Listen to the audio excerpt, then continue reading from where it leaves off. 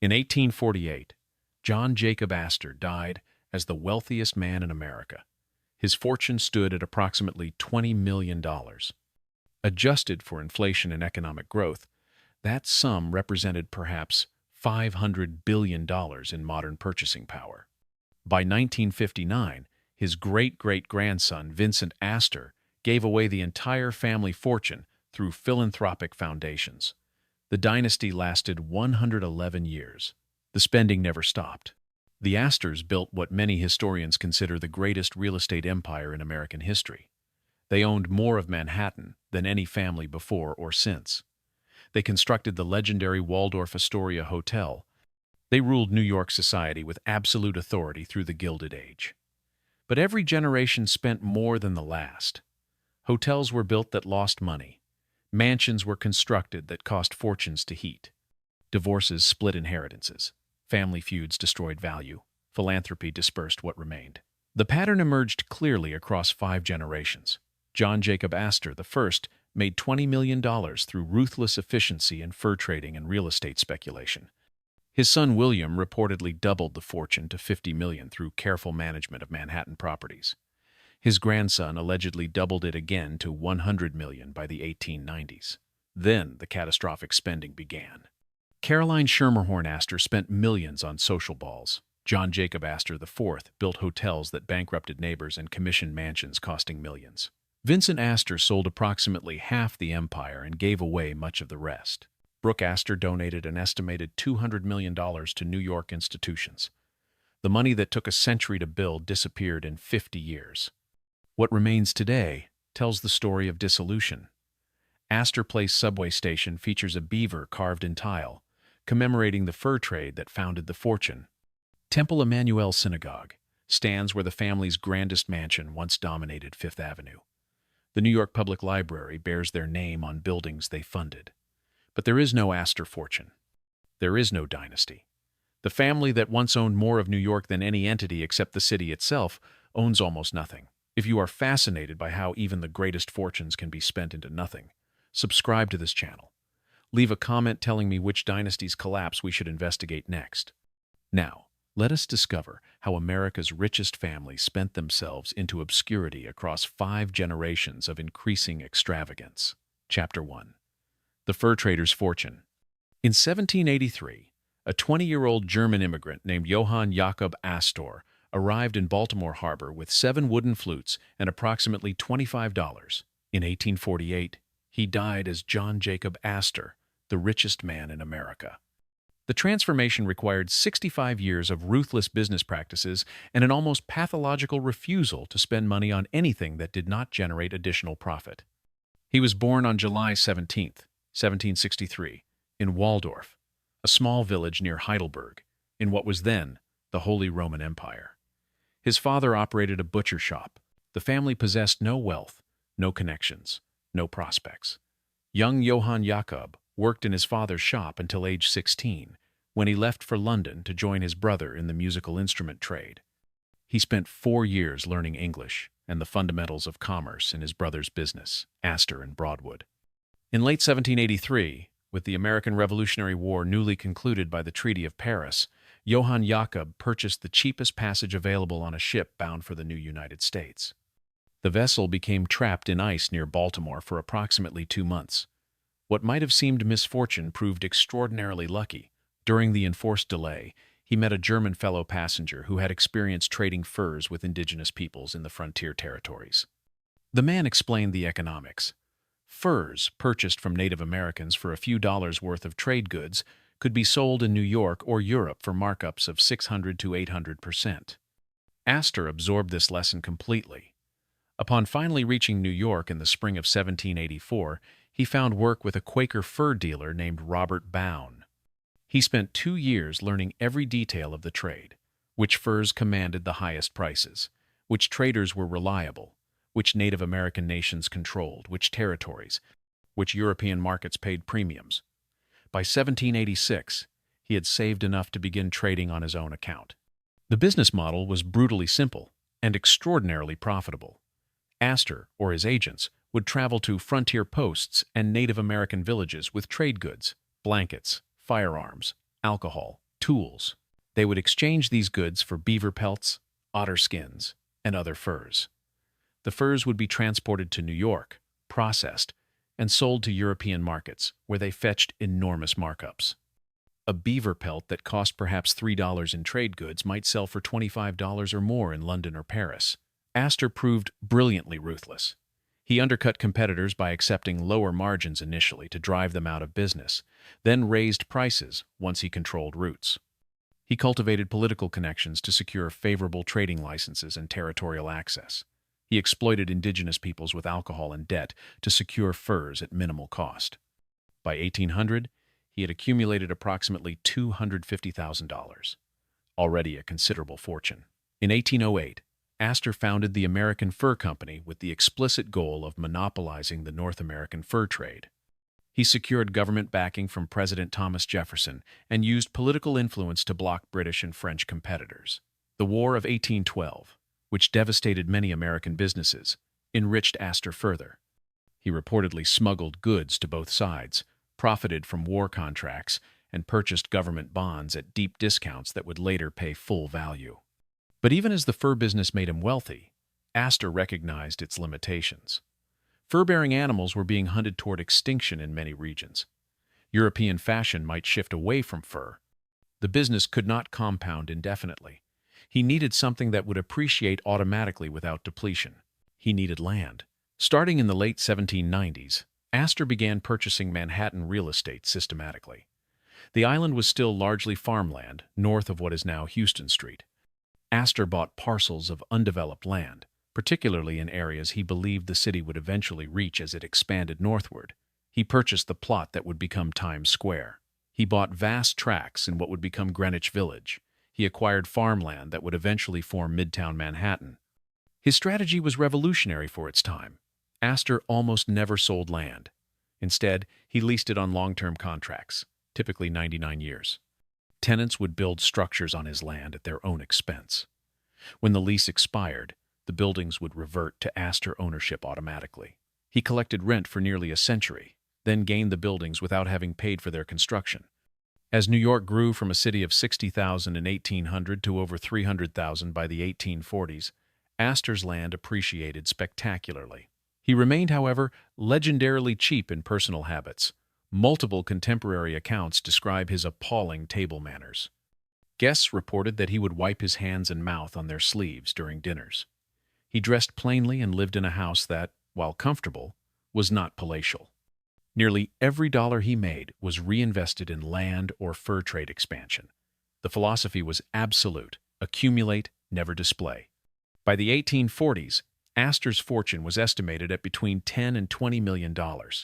Precise accounting was impossible given the difficulty of valuing undeveloped land. Contemporary sources suggest he was likely the wealthiest American, possibly rivaled only by the wealthiest Southern plantation owners, whose wealth was tied up in enslaved people and cotton land. His famous deathbed statement, reported by multiple sources, though its exact wording varies, captured his obsession. Could I begin life again, knowing what I now know, and had money to invest, I would buy every foot of land on the island of Manhattan. He understood that he had built something extraordinary, a fortune that would compound automatically as New York grew. His heirs would need only to maintain it. John Jacob Astor died on March 29, 1848, at age 84. His will divided his fortune among his children, but the bulk, approximately $16 to $17 million, went to his second son, William Backhouse Astor. His first son, John Jacob Astor Jr., was considered mentally unstable and received a smaller trust. Astor also bequeathed $400,000 to establish the Astor Library, which would eventually become part of the New York Public Library. This was his first significant philanthropic expenditure, and it was motivated primarily by ego, by the desire to see his name on a public institution. He had built something unprecedented in American history, a fortune designed to compound through generations if his heirs simply maintained what he created. They would not. The spending was about to begin. Chapter 2. The Careful Heir. William Backhouse Astor inherited approximately $20 million in 1848 at age 56. He had spent decades learning his father's business, understanding the mechanics of every lease, the value of every property. He knew which holdings generated profit and which lost money. For 27 years, he managed the fortune carefully. Yet the spending increased. Born September 19, 1792, William had been trained since youth in his father's operations. Unlike his older brother John Jr., whose mental instability prevented him from managing the business, William possessed both the temperament and the intelligence to handle vast estates. His father had deliberately prepared him to be a steward of dynastic wealth. William continued his father's core strategy. The Astor properties were leased, never sold. As Manhattan expanded relentlessly northward through the mid-19th century, land values increased correspondingly. William acquired additional properties when opportunities arose, particularly commercial real estate as the city's business district grew. Under his management, the fortune reportedly increased from approximately $20 million to nearly $50 million by the time of his death in 1875. But William also introduced something his father had largely avoided: spending for social positioning. John Jacob Astor I had been content to be wealthy without being socially prominent. He had no interest in high society's approval. William, or more precisely William's wife, Margaret Rebecca Armstrong, cared very much about social acceptance. Margaret came from the Livingston family, one of New York's oldest and most prestigious dynasties. Through her, William gained connections to old Dutch New York aristocracy, but the Astor name still carried the taint of new money, of fur trading, of ruthless business practices. Margaret was determined to establish the family among the city's elite. William built a mansion at 338 Fifth Avenue for his family. While not the palatial structures his grandchildren would construct, it was substantially more elaborate than his father's relatively modest home. He gave his two sons, John Jacob Astor III and William Backhouse Astor Jr., parcels of valuable Fifth Avenue land to build their own mansions. This was the beginning of a dangerous pattern. Land that generated rental income was converted to personal residences that generated only costs. The most significant shift was William's involvement in building for show rather than pure profit. He expanded his father's Astor House Hotel and invested in additional commercial buildings. But some of these ventures were motivated as much by establishing the Astor name as symbols of sophistication as by financial returns.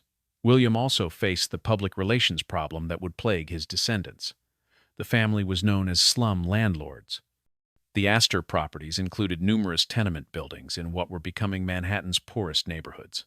These buildings were profitable but increasingly criticized as substandard, overcrowded, dangerous. Tenant reformers and newspaper editors attacked the Astors for profiting from misery. The criticisms stung William, who considered himself a responsible landlord. He attempted renovations of some older buildings, improving conditions modestly, but the fundamental business model remained. Pack as many tenants as possible into buildings maintained at minimum cost, maximize rental income. The stigma would intensify with each generation. William also increased the family's philanthropic profile, though expenditures remained modest compared to later generations. He made substantial donations to expand the Astor Library his father had founded. He contributed to hospitals and orphanages. These were motivated partly by genuine charitable impulse, partly by desire to improve the family's reputation. When William died on November 24, 1875, his will divided his fortune between his two sons. John Jacob Astor III received substantial holdings. William Backhouse Astor Jr. received the remainder, including the prize properties on Fifth Avenue. The fortune was still intact, indeed larger than ever. But the division marked a dangerous precedent. Future generations would divide inheritances further, reducing the concentration of wealth that had made the dynasty so powerful. More significantly, William had introduced the concept that Astor money should be spent on social positioning and reputation management, not solely on accumulation. His sons and their wives would expand that precedent catastrophically. The era of careful stewardship was ending. The age of extravagant consumption was beginning. Chapter 3. The Mrs. Astor and the 400. In 1853, William Backhouse Astor Jr. married Caroline Webster Schermerhorn. She came from old Dutch New York aristocracy. The Astors possessed money measured in millions. The Schermerhorns possessed pedigree stretching back to New Amsterdam in the 1600s. The marriage combined both. It also introduced spending on a scale the family had never contemplated. Caroline, known throughout her life as Lena, understood that money alone did not grant social supremacy. The Astors were still viewed by many in New York's oldest families as nouveau riches, as fur traders who had gotten lucky in real estate. Lena was determined to make the Astor name synonymous with unquestionable social authority. She would spend millions to achieve this. Her partner in this endeavor was Ward McAllister, a lawyer turned self-appointed arbiter of society. Together, they created the concept of the 400, the supposed number of people in New York who truly mattered socially. The number was allegedly chosen because it represented the capacity of the Astor Ballroom at 350 Fifth Avenue. In reality, the list was fluid and arbitrary, but it gave Lena the power to grant or deny social acceptance. The ballroom at 350 Fifth Avenue became the center of this social universe. Lena renovated her husband's mansion extensively in the 1860s, transforming it into a showcase of French Rococo opulence. The ballroom renovation alone reportedly cost hundreds of thousands of dollars. It featured crystal chandeliers imported from Paris, floors of inlaid rare woods, walls covered in silk brocade and gold leaf, enormous mirrors and gilt frames. The annual Astor Ball became the defining event of New York's social calendar. An invitation signified social arrival. Exclusion meant social death. Lena would reportedly spend between $50,000 and $100,000 on a single ball, approximately $1.5 to $3 million in modern purchasing power. These were not investments that generated returns. They were pure consumption. The costs were staggering and relentless. Flowers had to be imported from greenhouses or even from Europe. A single ball might require thousands of roses, orchards of exotic blooms arranged in elaborate displays. The orchards would be disposed of the next day. Full orchestras were hired, not small ensembles, but 20 or 30 musicians. Champagne was imported by the hundreds of bottles. Food represented another fortune: oysters, terrapin soup, canvasback duck, imported delicacies prepared by teams of French chefs. But the balls were merely the most visible expense. Lena's daily lifestyle consumed wealth at an extraordinary rate. She maintained a permanent staff of approximately 20 to 30 servants at the Fifth Avenue mansion alone. Each servant required salary, housing, uniforms, food. Additional staff were employed at Beechwood, the family's summer cottage, in Newport, Rhode Island.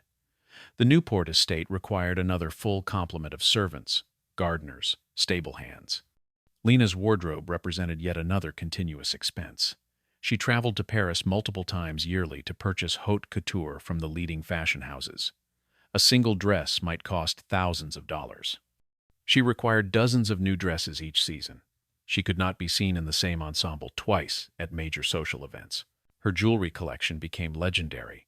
Diamonds measured in carats, pearls in strands, rubies and emeralds set in gold and platinum. Contemporary accounts describe necklaces worth hundreds of thousands of dollars, tiaras worth fortunes. These were not investments. Jewelry, unlike real estate, does not appreciate reliably. They were symbols of status, objects whose purpose was display. The seasonal migration between New York and Newport created additional costs. The entire household would move each summer, requiring shipping of furnishings, clothing, servants. The logistics alone cost thousands annually. Estimates of Lena's annual spending during the 1880s and 1890s range from $200,000 to $300,000 yearly. In modern purchasing power, this represents approximately $6 to $9 million annually spent purely on maintaining social position.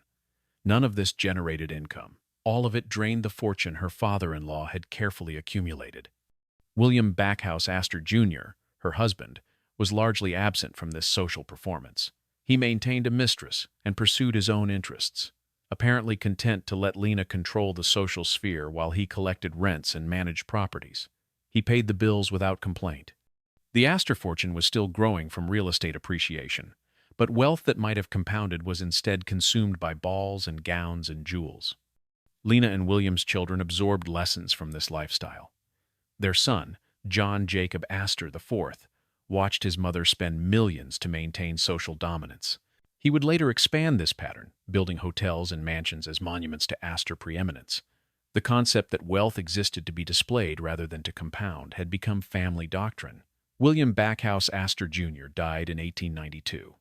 His fortune, estimated at between $50 and $100 million depending on property valuations, was divided among his 5 children, 4 daughters and 1 son. John Jacob Astor IV inherited the bulk, but the division reduced the concentrated wealth that had made the dynasty so powerful. Lena continued her reign as the Mrs. Astor until her mental and physical decline in the early 1900s. She died in 1908, having spent an estimated several million dollars over 4 decades establishing and maintaining the family's social supremacy.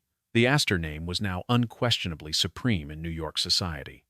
But millions of dollars that might have been reinvested in appreciating assets had been spent on flowers that wilted and balls that ended and dresses worn once then discarded. The pattern was established.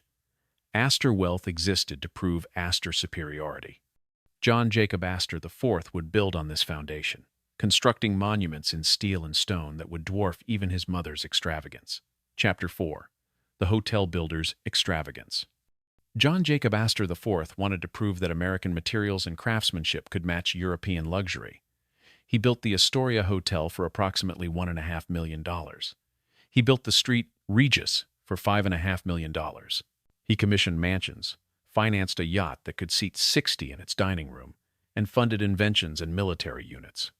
When he died on the Titanic in 1912, his fortune was estimated at $87 million. Much of it had been spent building monuments to Astor Ambition, born July 13, 1864, at the family's Ferncliff estate in Rhinebeck, New York. John Jacob Astor IV grew up watching his mother Caroline dominate New York society through lavish spending. He absorbed the lesson that wealth existed to demonstrate superiority, but where his mother had spent on social events, he would spend on architecture and enterprises. The first great expenditure came from a family feud. His cousin, William Waldorf Astor, controlled another branch of the family fortune. The two branches had grown increasingly antagonistic through the 1880s, fighting over which Mrs. Astor was the rightful social leader.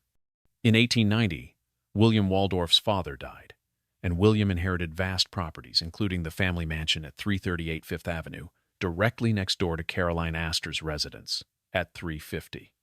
William Waldorf, embittered by family conflicts and by American society's refusal to grant him the deference he felt entitled to, made a dramatic decision. He would demolish his childhood home and build a hotel on the site. This would commercialize the neighborhood, devalue his Aunt Caroline's property, and effectively drive her from her social throne. In 1891, the mansion came down. By 1893, the 13-story Waldorf Hotel dominated Fifth Avenue, towering over Caroline's now uncomfortable residence. John Jacob Astor IV's response was characteristically aggressive. If his cousin built a hotel to spite the family, he would build a larger, grander hotel directly attached. After his mother's death in 1908, removed any sentimental objections. John Jacob demolished her mansion and commissioned the Astoria Hotel. Completed in 1897 at a cost exceeding $1.5 million, the Astoria stood 16 stories, 3 stories taller than the Waldorf. Eventually, complex negotiations mediated by hotel manager George Bolt resulted in merging the properties. The Waldorf Astoria became a single, massive hotel with approximately 1,000 rooms, multiple ballrooms, and amenities that set new standards for luxury. It featured electricity in every room, private bathrooms, telephones, room service, and elevators. The ballrooms could seat 1,500 for dinner dances. It was, briefly, the largest and most expensive hotel in the world. But the venture was motivated more by family spite and ego than by profit maximization. The two cousin branches never fully trusted each other. The partnership required constant legal maintenance. The hotel made money, but whether it generated returns comparable to simply holding the land and collecting rents is doubtful. John Jacob IV was not finished building.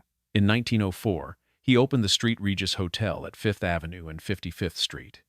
The construction cost exceeded $5.5 million, approximately $165 million in modern purchasing power. The location was in the heart of Vanderbilt Row, an exclusive residential area where the Vanderbilt and Rockefeller families maintained mansions. The neighbors were outraged. They did not want an 18-story commercial building towering over their homes. Led by William Rockefeller, they fought to deny the hotel a liquor license, arguing it violated a law prohibiting bars within 200 feet of churches. They boycotted events held there. The battle consumed 2 years and required John Jacob to persuade a friendly state senator to change the law, exempting large hotels from the restriction. The legal and political costs were substantial. The Street Regis was a technical marvel. John Jacob personally designed an early air conditioning system that blew air over blocks of ice, cooling the building. He installed the latest electric lighting, vacuum cleaning systems built into the walls, and private baths in every room. The hotel remains operational today, but its construction represented millions in capital that generated moderate returns when that capital in Manhattan real estate might have appreciated more substantially. Beyond hotels, John Jacob poured money into his estates. The Ferncliff property in Rhinebeck had been the family's country seat for decades. John Jacob commissioned architect Stanford White to design a sports pavilion that contemporaries described as among the most extravagant in America.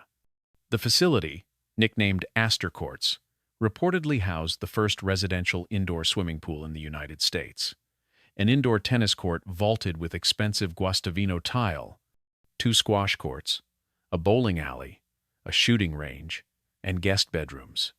The cost ran into hundreds of thousands of dollars for a building used only occasionally.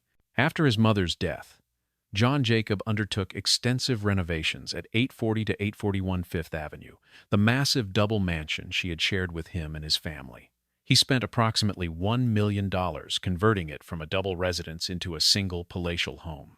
The project included installing one of the largest ballrooms in New York, numerous guest suites, a library, and elaborate entertaining spaces. Before the renovations were even complete, his marriage to his first wife, Ava Willing, was disintegrating. The divorce, finalized in November 1909, was scandalous for the era and financially costly. Ava received a settlement reportedly exceeding $10 million, plus properties. This represented a permanent reduction in John Jacob's capital. In September 1911, the 47-year-old John Jacob married 18-year-old socialite Madeline Talmadge Force. The age difference and his recent divorce created enormous scandal. The couple fled to Europe and Egypt for an extended honeymoon to escape the gossip. The costs of this exile, hotels, transportation, servants traveling with them, ran into hundreds of thousands of dollars. John Jacob also owned a yacht, the Normahal, measuring 230 feet in length. The vessel featured a dining saloon that could seat 60 guests, multiple staterooms appointed in mahogany and marble, and a crew of approximately 40. The annual operating costs, crew salaries, maintenance, fuel, reportedly exceeded $50,000 yearly. The yacht represented pure luxury consumption. He financed other vanity projects as well. During the Spanish-American War in 1898, he personally funded a volunteer artillery unit known as the Astor Battery that served in the Philippines. He financed various inventions and patents. He wrote a science fiction novel. These pursuits were the hobbies of a man who had more money than investment opportunities. Estimates of John Jacob IV's annual spending in the years 1900 through 1912 range from $300,000 to $500,000. This included maintaining multiple mansions, the yacht, social obligations, travel, and the divorce settlement. In modern purchasing power, this represents roughly $9 to $15 million annually in consumption that generated no returns.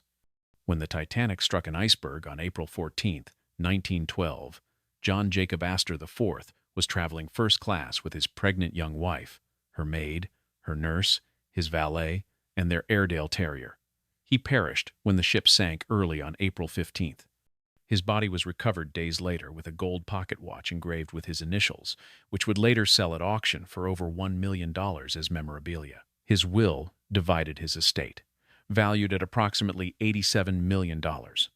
His son, from his first marriage, Vincent, received $69 million plus Ferncliff, the yacht, and substantial real estate holdings. His widow, Madeline, received a $5 million trust fund plus use of his mansions and property as long as she did not remarry. She remarried in 1916 and forfeited these. His posthumous son, John Jacob VI, received a $3 million trust. His daughter Ava from his first marriage received a $10 million trust. The split inheritance reduced the concentration of Astor wealth.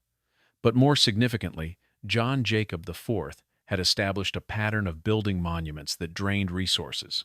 His son Vincent would inherit not just a fortune but unsustainable operating costs. Chapter 5. The Heir Who Started Selling. Vincent Astor inherited approximately $69 million in 1912 at age 20. His father left him the Ferncliff estate, the yacht Noormahal, half ownership in the Waldorf Astoria Hotel, vast Manhattan real estate holdings, and annual operating costs approaching $500,000.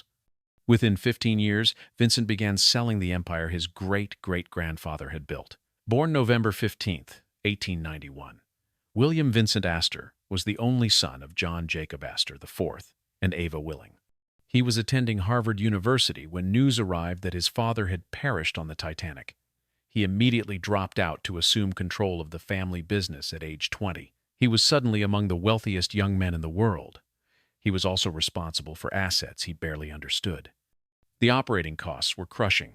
The double mansion at 840 to 841 Fifth Avenue required a permanent staff of approximately 25 servants. Maids, cooks, footmen, butlers, housekeepers, laundresses. Annual salary costs exceeded $50,000. Heating the 100-plus rooms through New York winters consumed enormous amounts of coal. Property taxes, maintenance, repairs, and updates added tens of thousands more.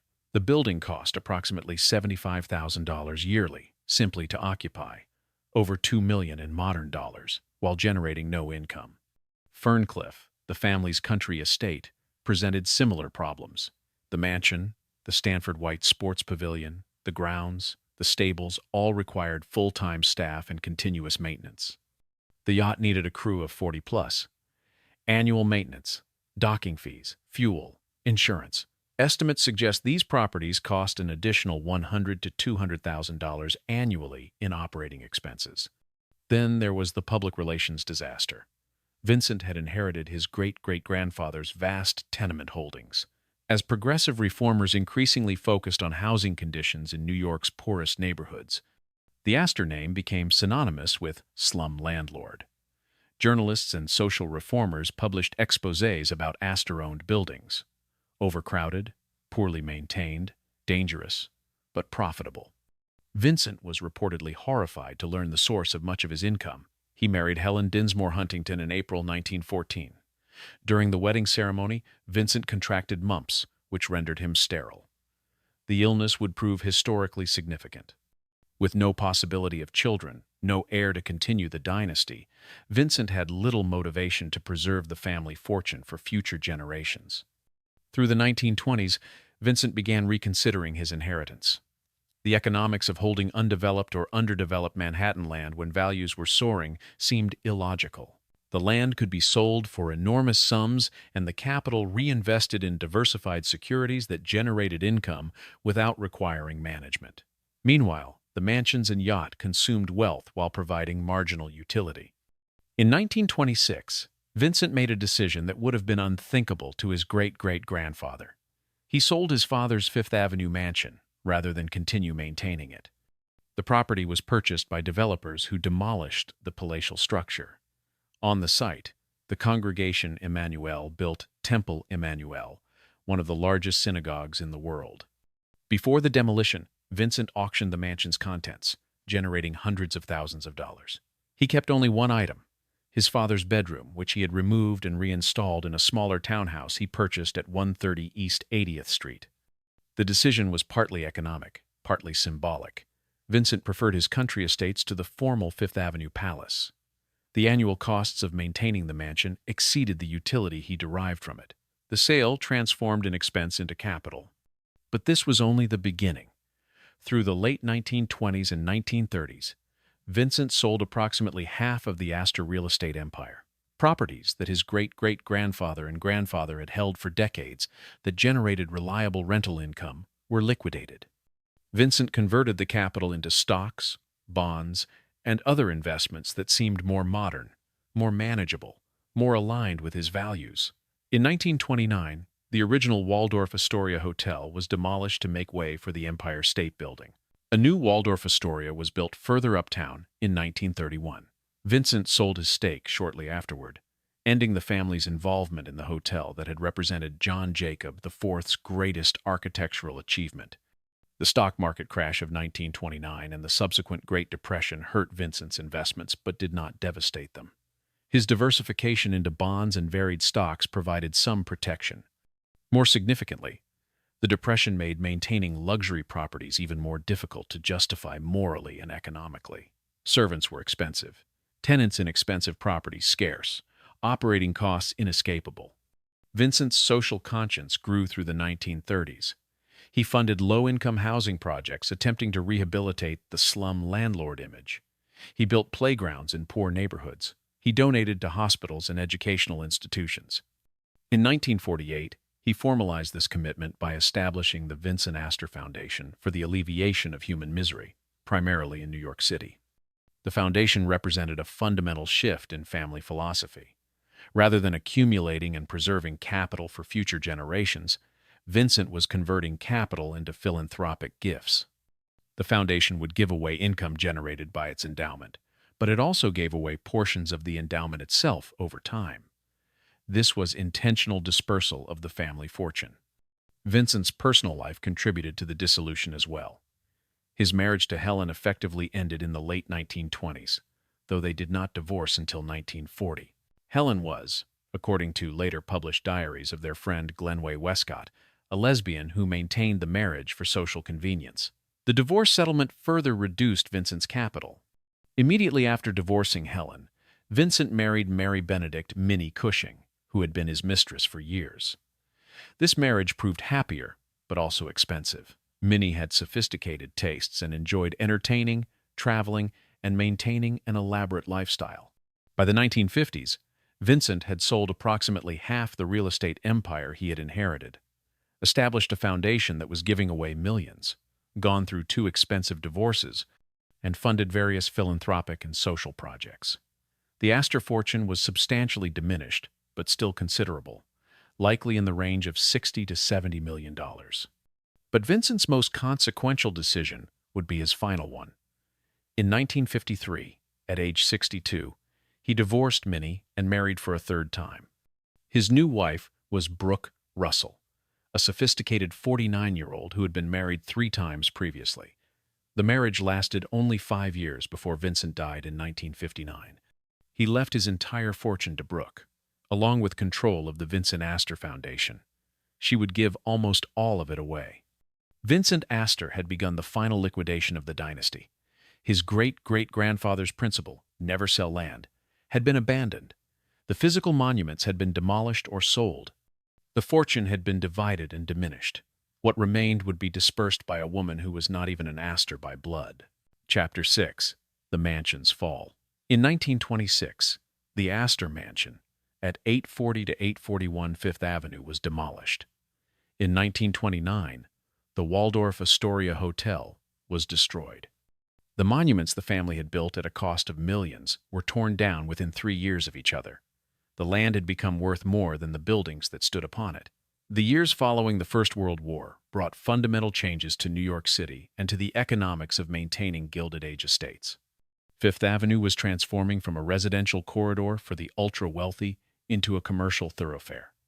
Property values were skyrocketing, but not for the purpose of building mansions. Developers wanted the land for apartment buildings, hotels, and commercial structures that could generate substantial rental income. The mathematics of mansion ownership had become impossible. Consider the operating costs of a structure like 841 Fifth Avenue. Heating a 100-room mansion through New York winters required enormous amounts of coal delivered regularly. Annual costs easily exceeded $50,000. A staff of 30 to 50 people was necessary to maintain, clean, and operate such a property. Butlers, footmen, maids, cooks, laundresses, housekeepers, requiring salaries of over $100,000 yearly. Repairs, property taxes, insurance, and maintenance of elaborate architectural details consumed another $100,000 or more annually. The total, approximately $250,000 to $500,000 yearly in operating costs, depending on the level of staffing and maintenance.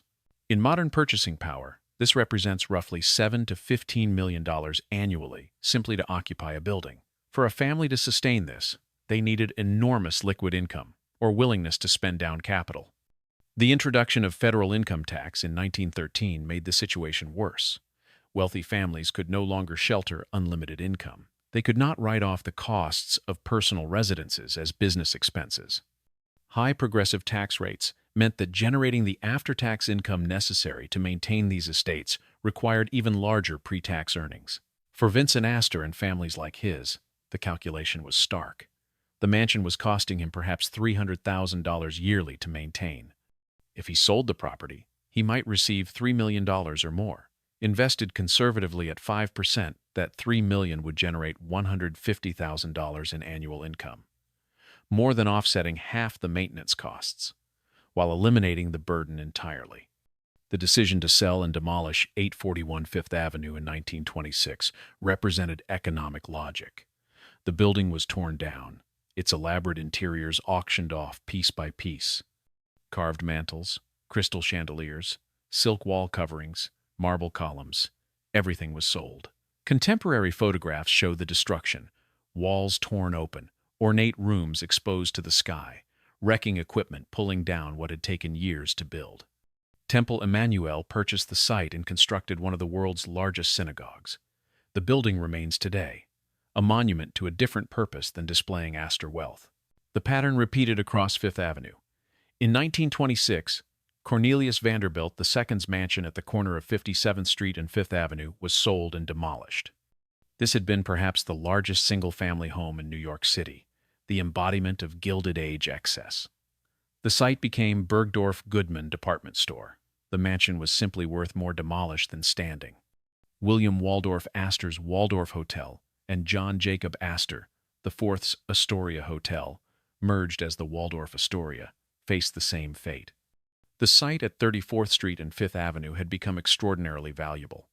In 1929, the hotel was demolished. On its foundation rose the Empire State Building, which would briefly be the tallest building in the world. The symbolism was profound, a monument to family rivalry and ego replaced by something economically productive. A new Waldorf Astoria Hotel was built further uptown at Park Avenue and 50th Street, opening in 1931. But Vincent Astor sold his stake. The family's involvement in the hotel that bore their name was over. Only a few Fifth Avenue mansions survived this era. The Frick Mansion became the Frick Collection Museum. Andrew Carnegie's mansion became the Cooper Hewitt Museum. These survived because they were converted to public institutions, their operating costs subsidized by endowments and admissions.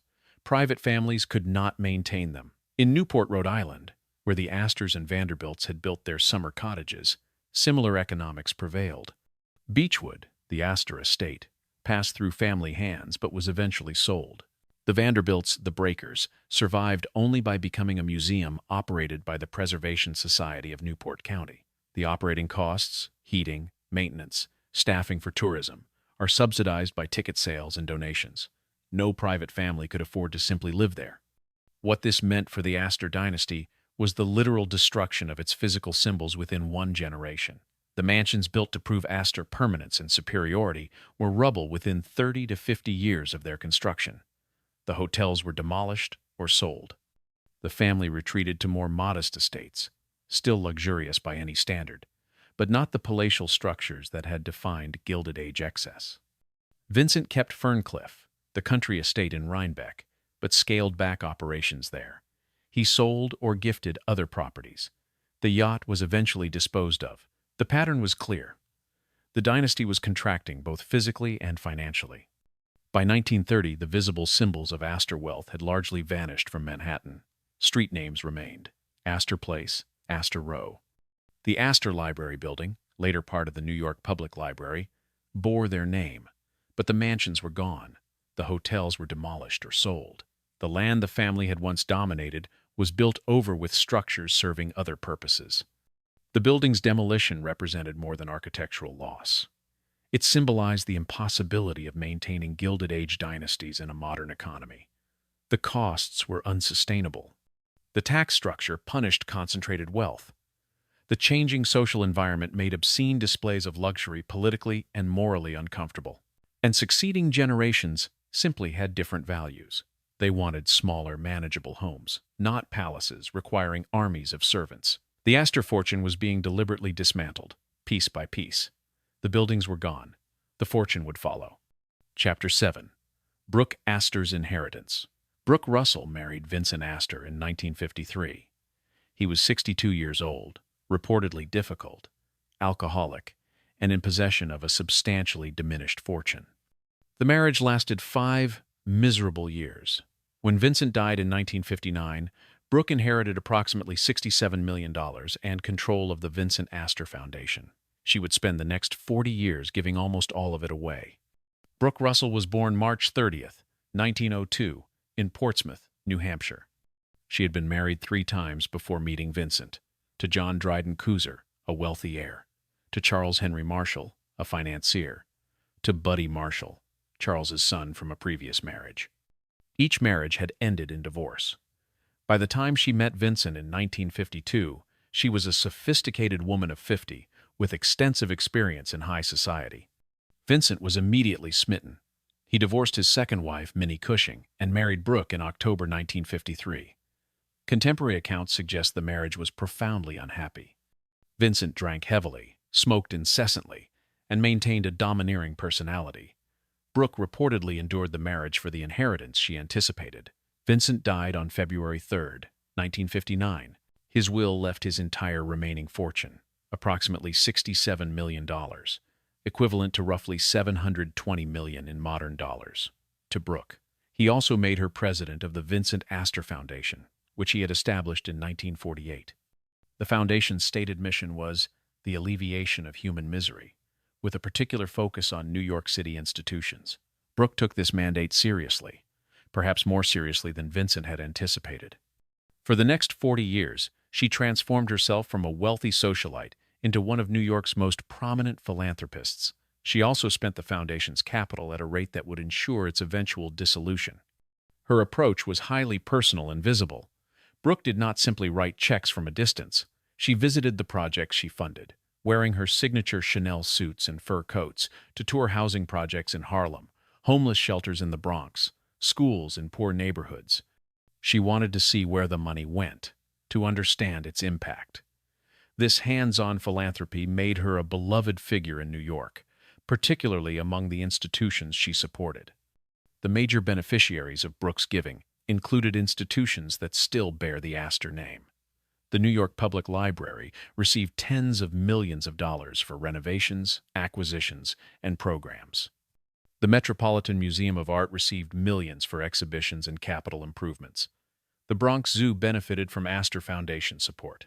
Numerous hospitals, schools, housing projects, homeless shelters, and cultural institutions throughout New York received funding.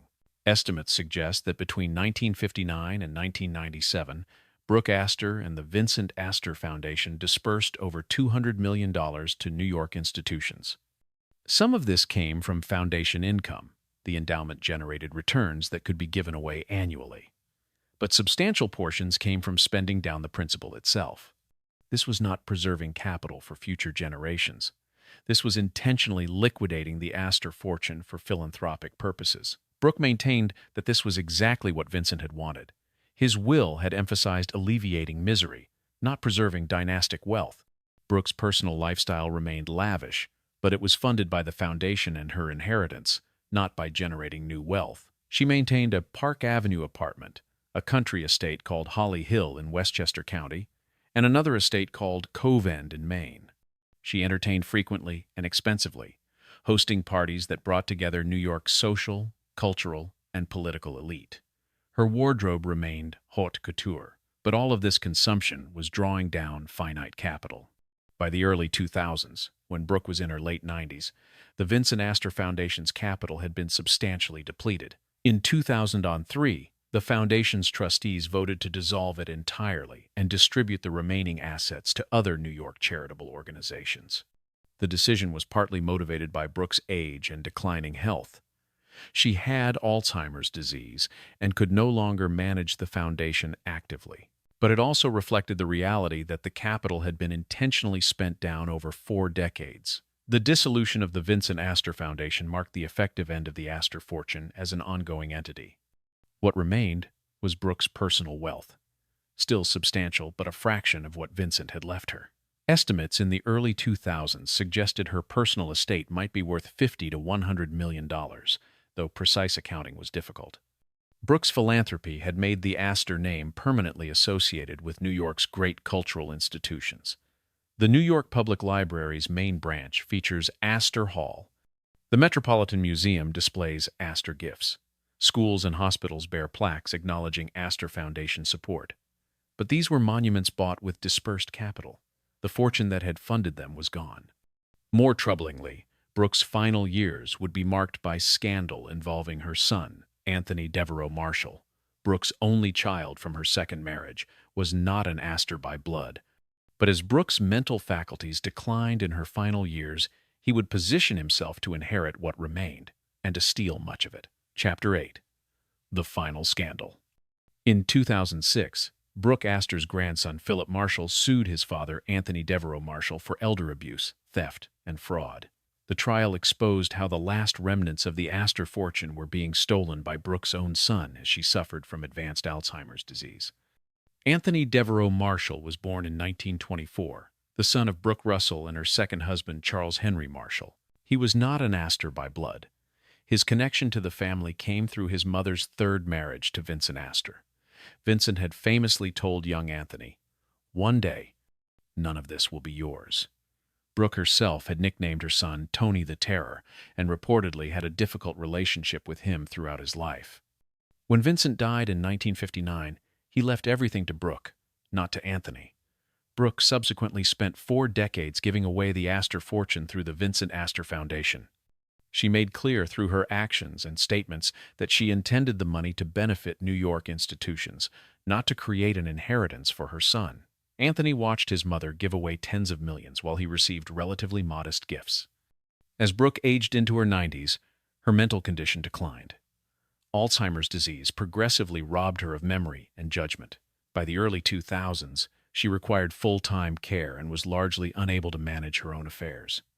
Anthony, as her son, an executor of her estate, assumed increasing control over her finances and daily care. In July 2006, Anthony's son Philip Marshall and Philip's son Alec Marshall filed a legal petition accusing Anthony of elder abuse and misappropriation of Brooke's assets. The accusations were devastating. According to court filings and testimony, Anthony had repeatedly changed Brooke's will in the years 2002 through 2004 to benefit himself, adding amendments that increased his inheritance from $15 million to $60 million, while reducing charitable bequests.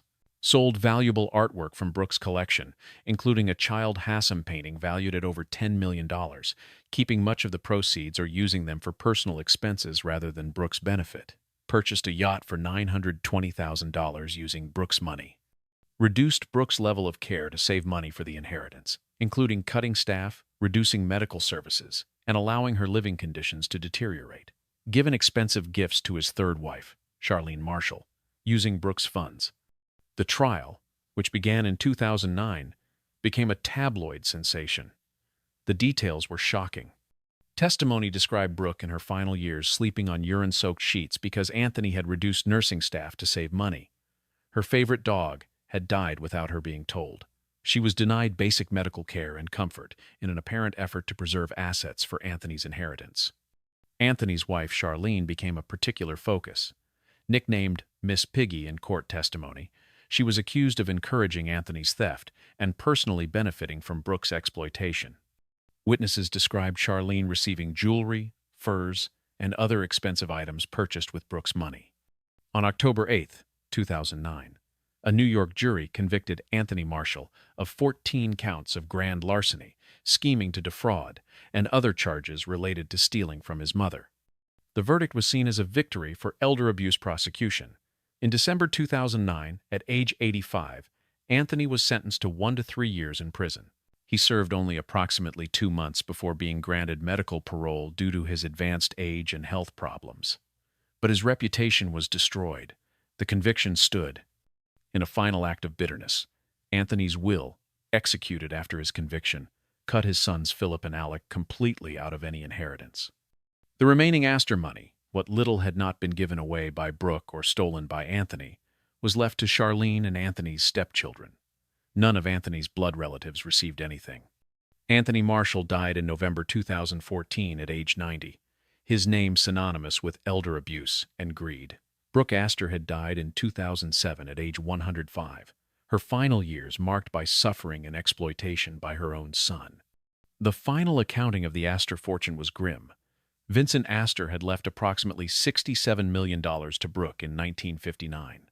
Brooke gave away over $200 million through the Vincent Astor Foundation and her personal philanthropy. The difference came from investment returns over 4 decades. When she died in 2007, her personal estate was valued at approximately $14.5 million. Anthony's theft, legal fees, and other expenses consumed much of even this. What remained went to Charlene Marshall and strangers, not to Astor's, not even to Anthony's own children. The fortune that John Jacob Astor I had built starting in 1783 was completely dispersed by 2014. It had taken 131 years to build and 166 years to disappear entirely. The dynasty ended not with bankruptcy or market crash, but with charitable giving and theft. The pattern was complete. Accumulation, display, division, dispersal, scandal. Chapter 9. What Remains. Astor Place Subway Station, Astor Row in Harlem, the Waldorf Astoria Hotel, in its modern Midtown location, the New York Public Library, with its Astor Hall, Temple Emmanuel, standing where the greatest Astor mansion once dominated Fifth Avenue. These are what remain of the Astor fortune, buildings and institutions funded by money that no longer exists.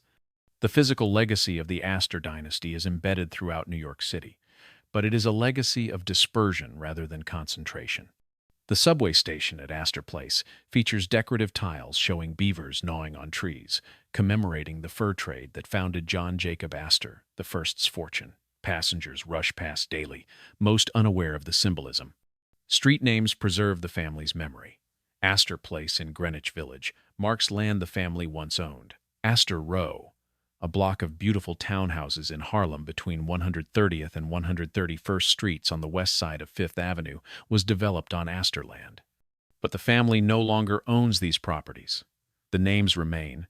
The ownership passed away decades ago. The Waldorf Astoria Hotel continues operating at Park Avenue and 50th Street, the location it moved to in 1931 after the original hotel was demolished. The name commemorates the family feud between William Waldorf Astor and John Jacob Astor IV that produced 2 competing hotels eventually merged. But the Astor family sold its stake in the 1930s. The hotel has changed ownership multiple times since. The name is historic brand, not family property. The St. Regis Hotel, John Jacob Astor IV's most expensive project, still operates on Fifth Avenue at 55th Street. It remains a symbol of luxury hospitality. But it is owned by Marriott International now, part of a global hotel chain. The Astor involvement ended decades ago. The New York Public Library's main branch at 5th Avenue and 42nd Street bears extensive Astor influence. The library was formed in part from the Astor Library that John Jacob Astor, the first, founded with a $400,000 bequest in his will. The Brooke Astor Hall in the library commemorates Brooke Astor's tens of millions in donations over 4 decades. But the library is a public institution now, its funding diversified across government appropriations and numerous donors. The Metropolitan Museum of Art displays artwork and exhibitions funded by Astor donations. The Bronx Zoo has facilities bearing Astor names. Hospitals, schools, homeless shelters, and cultural institutions throughout New York received Astor Foundation money. These institutions benefited enormously from the family's wealth. But the wealth is gone, dispersed into bricks and programs and operations. Temple Emmanuel, one of the world's largest synagogues, occupies the site at 65th Street and 5th Avenue where Caroline Astor and John Jacob Astor IV built their double mansion. The temple is architecturally magnificent, serving a vital religious and community function. But it is not an Astor monument. It is a Jewish house of worship that happened to be built where an Astor mansion briefly stood. Central Park, New York's greatest public space, occupies land that the Astors might have owned, but chose to sell before the city acquired it for the park in the mid-1800s. This was one of John Jacob Astor I's few missed opportunities. He could have owned Manhattan's geographic center. But what of the Astor family themselves? Living descendants exist. The British branch of the family, descended from William Waldorf Astor, who moved to England in the 1890s, retained wealth longer than the American branch. William Waldorf's descendants became British aristocracy, 70 say. He was made a viscount, and subsequent generations held titles and seats in Parliament. But even this branch's wealth has largely dispersed over generations. The American branch, descended from John Jacob Astor IV through his son Vincent and half-brother John Jacob Astor VI, has no significant concentrated wealth. Vincent had no children. John Jacob VI's descendants are ordinary citizens, some comfortably middle class or upper middle class, none controlling anything resembling dynastic fortune. The name Astor appears in genealogies and family trees, but it no longer signifies wealth or power. Anderson Cooper, the journalist, is descended from the Astor line through his mother Gloria Vanderbilt, who was related to the Astors by marriage. In 2023, Cooper published Astor, The Rise and Fall of an American Fortune, co-authored with Catherine Howe. The book examines his family's history. Cooper inherited nothing from the Astor fortune. It was gone before he was born. The dissolution occurred through mathematical inevitability and deliberate choices across 5 generations. Generation 1. John Jacob Astor I, built $20 million through ruthless accumulation, 1783 to 1848. Generation 2. William Backhouse Astor, grew the fortune to $50 million through careful management, 1848 to 1875, but introduced spending on social positioning. Generation 3. Primarily John Jacob Astor IV and his mother Caroline, spent millions on social dominance and ego monuments, 1875 to 1912, while dividing inheritance among multiple heirs. Generation 4. Vincent Astor, sold approximately half the empire and began major philanthropic dispersal, 1912 to 1959. Generation 5.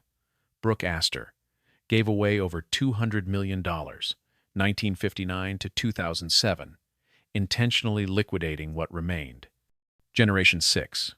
Anthony Marshall, stole and wasted the final remnants, 2000 through 2014. Each split of inheritance reduced concentration. John Jacob I left most to one son. That son split between 2 sons. Those sons had multiple children, dividing further. By Generation 4, dozens of Astor descendants existed, none individually controlling vast wealth. Divorces depleted capital permanently. John Jacob Astor IV paid his first wife Ava approximately $10 million in their divorce. Vincent Astor went through 2 expensive divorces. Each settlement reduced the available capital. Lifestyle inflation accelerated spending. Each generation expected to maintain the lifestyle they inherited while also exceeding their parents' displays. The spending grew while the per capita wealth declined. Ego projects drained resources. Hotels built for prestige rather than profit. Mansions that cost fortunes to maintain. Yachts, monuments, Dodd. These consumed wealth without generating returns. Taxes forced liquidation.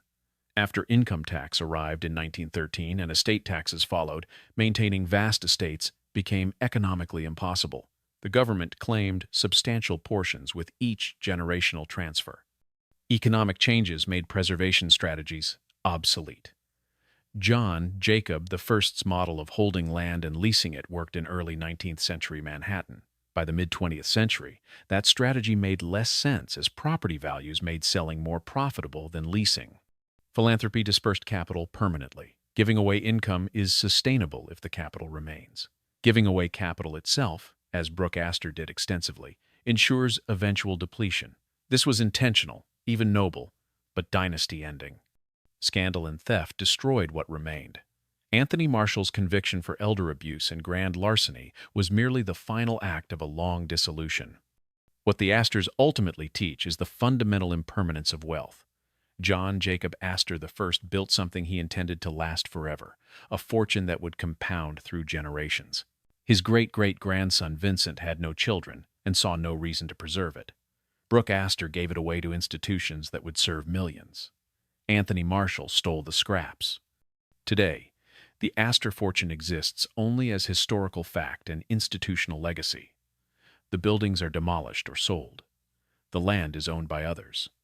The money is spent or given away. What remains is the story of how it accumulated and how it disappeared. Chapter 10. The Lessons Unlearned. In 2023, Anderson Cooper published Astor, The Rise and Fall of an American Fortune, with co-author Catherine Howe. Cooper is descended from the Astor and Vanderbilt lines through his mother, Gloria Vanderbilt. He inherited nothing from either fortune. The book examines how even the greatest dynastic wealth disappears across generations. The lesson is clear. No one learns it. Each generation of inheritors believes they will preserve what their ancestors built. They believe they are wiser, more careful, more committed to preservation than those who came before. They are almost always wrong.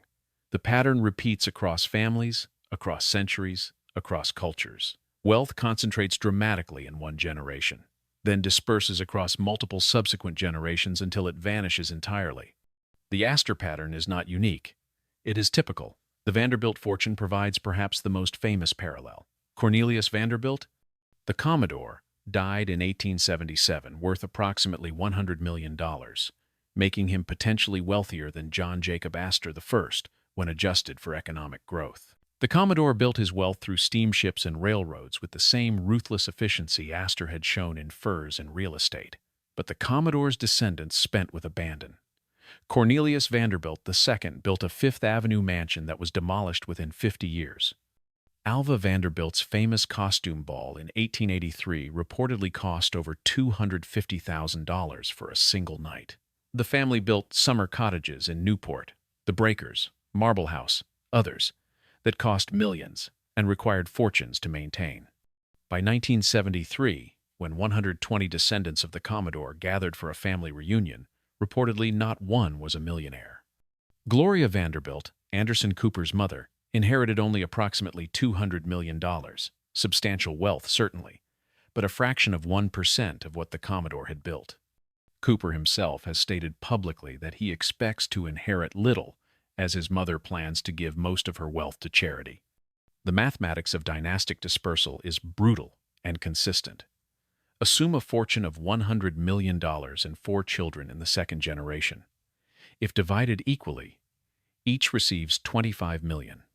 If those 4 each have 4 children, the third generation has 16 heirs receiving approximately $6.25 million each. By the fourth generation, with 64 heirs, each receives less than $1.5 million. This assumes no spending of principal, which is unrealistic, but spending accelerates the dispersal. Each generation expects to maintain the lifestyle they inherited. Mansions require maintenance. Staff requires salaries. Social position requires expenditure. Multiple homes, travel, entertaining, displaying wealth, all consume capital. When lifestyle spending exceeds investment returns, the capital depletes. Divorce acts as a wealth dispersal mechanism as well. Each divorce splits assets, often with the wealthier spouse transferring substantial capital to the less wealthy spouse. Over multiple generations and multiple divorces, the family wealth disperses to non-family members. Ava Willing Astor received approximately $10 million from John Jacob Astor IV. That $10 million left the Astor dynasty permanently. Taxes accelerate the process. Before 1913, wealthy Americans faced no federal income tax. They could accumulate and compound wealth with minimal government claim. The introduction of progressive income taxation, estate taxes, and capital gains taxation changed the mathematics of preservation entirely. Each generational transfer now claims a substantial portion for government. Maintaining wealth requires generating returns that exceed tax obligations, plus lifestyle spending, plus inflation. Economic changes make historical strategies obsolete. John Jacob Astor I succeeded by buying land and never selling it, collecting rents in perpetuity. By the mid-20th century, that strategy made less sense. Land values appreciated so substantially that holding became economically irrational compared to selling. Vincent Astor was probably correct that liquidating half the empire and reinvesting in diversified securities was financially sound. But it ended the dynasty. Philanthropy, while noble, disperses wealth permanently. Giving away investment income is sustainable if the capital remains productive. Giving away capital itself, as Brooke Astor did, ensures eventual depletion. The Vincent Astor Foundation gave away over $200 million and then dissolved entirely. The institutions benefited enormously. The dynasty ended. Scandal and family conflict destroy value. Legal battles over inheritances consume assets through legal fees and court costs. Elder abuse and theft, as in the Anthony Marshall case, waste wealth criminally. Even ordinary family conflicts over estate distribution reduce the total value through friction and legal process. The question becomes, is dynastic wealth preservation even possible under modern conditions? The evidence suggests not without extraordinary measures, and some luck. The Rockefeller family has maintained substantial wealth across multiple generations longer than most Gilded Age dynasties, but they did so through sophisticated trusts, diversified investments, relatively modest personal spending by dynastic standards, and deliberate family governance structures. Even so, the Rockefeller fortune is now dispersed among dozens of family members, none individually approaching John D. Rockefeller's original wealth when adjusted for economic growth. Modern mega-fortunes face the same eventual dispersal. Elon Musk, Jeff Bezos, Mark Zuckerberg, Bill Gates. Today's wealthiest individuals are building fortunes that dwarf even Gilded Age wealth in absolute terms. But will their great-grandchildren control billions? The historical evidence suggests no. The mechanisms of dispersal are already visible. Bill Gates and Warren Buffett have pledged to give away the vast majority of their wealth through the Giving Pledge initiative. This is Brooke Astor's strategy at a larger scale, intentional dispersal for philanthropic purposes rather than dynastic preservation. Divorce affects modern fortunes just as it did the Astors. Jeff Bezos' divorce from Mackenzie Scott transferred approximately $38 billion to her, making her one of the world's wealthiest women, but reducing the concentration of Bezos' wealth. Scott is now giving away billions to charitable causes, further dispersing the fortune. Taxation continues to claim substantial portions. While modern tax rates are lower than mid-20th century peaks, estate taxes still transfer significant percentages to government with each generational passage. Without active management and sophisticated planning, fortunes shrink with each inheritance. Multiple heirs dilute concentration mathematically. If today's billionaires have 3 or 4 children who each have 3 or 4 children, the family trees expand geometrically while the per capita wealth shrinks. Should we mourn the end of dynasties? The question has no clear answer. From one perspective, concentrated dynastic wealth distorts society and democracy. The Astors owned vast portions of Manhattan and used that power to influence politics, extract rents from working-class tenants in substandard housing, and maintain social hierarchies. Their dispersed wealth now funds public libraries, museums, hospitals, homeless shelters, institutions serving millions rather than one family. This represents progress. From another perspective, the Astor fortune funded remarkable architecture, supported arts and culture, and created iconic institutions like the Waldorf Astoria Hotel. The dispersal meant these monuments were demolished. Modern New York gained democratic institutions but lost architectural and cultural treasures. Both outcomes resulted from the same fortune's existence and dissolution. What is inarguable is that the pattern repeats. Every generation produces individuals who accumulate vast wealth. Every subsequent generation disperses that wealth through division, spending, taxation, philanthropy, and scandal. The cycle continues. John Jacob Astor I wanted dynastic permanence. He built a fortune designed to compound through centuries. His heirs destroyed it in 166 years. He made $20 million. His great-great-great-grandson Anthony Marshall died with nothing to leave his own children, having stolen and wasted the final scraps. But the Astor name survives where the Astor money does not. Libraries, museums, streets, subway stations bear the name. The story persists. The brand outlived the fortune. Perhaps that is the real lesson. Wealth is temporary. Buildings are demolished. Fortunes disperse. What remains is the story of how it was built and how it disappeared. The Astor dynasty accumulated unprecedented wealth and spent it across 5 generations of increasing extravagance, declining judgment, and mathematical inevitability. Today's billionaires are building fortunes their great-grandchildren will not inherit. The pattern continues. The lesson remains unlearned. Wealth is temporary. Dynasties end. What remains is the story of how it all disappeared.